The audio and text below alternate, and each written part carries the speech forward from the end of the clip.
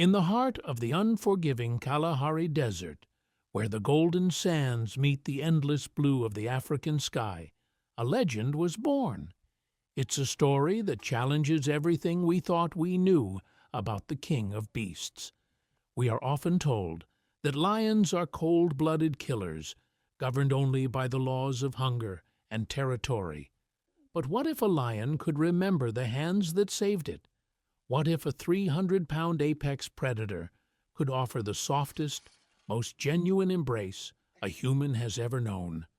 This is the story of Valentin and Sirga, a bond that proves that sometimes a soul can recognize its family, even across the divide of species. The year was 2012. Botswana's Kalahari was experiencing a brutal season. A pride of lions, weakened by the elements, had made a tragic choice. They had abandoned 3 of their cubs. In the wild, this is the harsh reality of survival. The weak are left behind, so the strong can live. 2 of the cubs had already succumbed to the heat and hunger, but one tiny female remained. She was barely 2 kilograms. Her ribs were protruding, and her eyes were dull, glazed with the shadow of approaching death. She was just a few hours away from vanishing forever. Enter Valentin Gruener. A conservationist with a heart as vast as the desert itself, Valentin found the dying cub. He knew the risks. Intervening with nature is often discouraged, but looking into those fading eyes, he couldn't walk away. He named her Sirga. He took her to his camp. Sirga was so dehydrated her organs were failing. For weeks, Valentin became her 24-hour life support. He fed her a delicate mixture of cream, milk, and vitamins through a syringe. He slept beside her, letting her feel the warmth of his heartbeat so she wouldn't feel alone in the dark. As the months passed, a miracle occurred. The tiny, shivering cub transformed into a playful, golden-furred bundle of energy.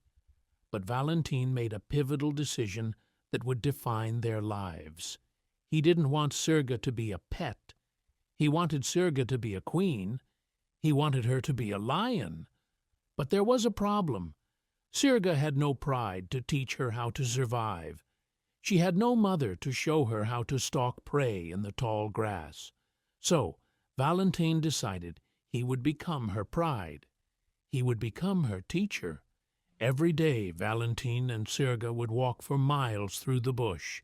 Valentin would crouch low in the scrub, showing Sirga how to stay silent. He would crawl through the dust, teaching her how to use the wind to hide her scent. They spent hours together near watering holes, waiting in agonizing silence for the right moment. Valentin wasn't just a guardian, he was a partner. When Sirga finally took down her first prey, Valentin saw it as the ultimate success. He had taught a lion to be a lion. Despite her growing power and wild instincts, Sirga's connection to Valentin only deepened. Every time Valentin would open the gate to her protected reserve, Sirga wouldn't growl or display her dominance. Instead, she would run toward him, leap into the air, and wrap her massive paws around his neck in a giant feline hug. Sirga would nuzzle into his neck, letting out a deep, rumbling purr that could be felt in Valentin's very bones. It was a language of pure, unfiltered gratitude. Sirga remains wary of other humans. She is a wild animal at heart, fiercely protective of her territory. But for Valentin, she remains the same cub that once slept in the crook of his arm. This exclusivity is what makes their story so authentic. It isn't about taming the wild. It's about being accepted by it. Scientists and onlookers often ask, does she love him? While we may never truly know the internal chemistry of a lion's heart, the evidence is in the action. Sirga chooses to stay near him.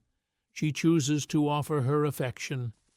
In the wild, a lion's life is about the pride, the community, Since Sirga was denied her biological pride, she built one with a human. She showed the world that empathy isn't a human invention. It's a universal force that can bridge the gap between the hunter and the protector. Today, Sirga lives in a massive 2,000-hectare reserve in the Kalahari. She is free to roam, free to hunt, and free to be the predator nature intended. But she is never far from the man who gave her a second chance. Every June, as the desert wind shifts, they still meet. They still share those quiet moments in the grass, and they still share that iconic hug. Sirga and Valentin remind us that we aren't just observers of the natural world. We are a part of it. They teach us that when we reach out a hand to a suffering soul, no matter how different they may seem, we might just find a brother or a sister looking back at us. There are thousands more stories waiting to be told in nature. Subscribe to Wild Story and don't miss the real-life stories of our animal friends.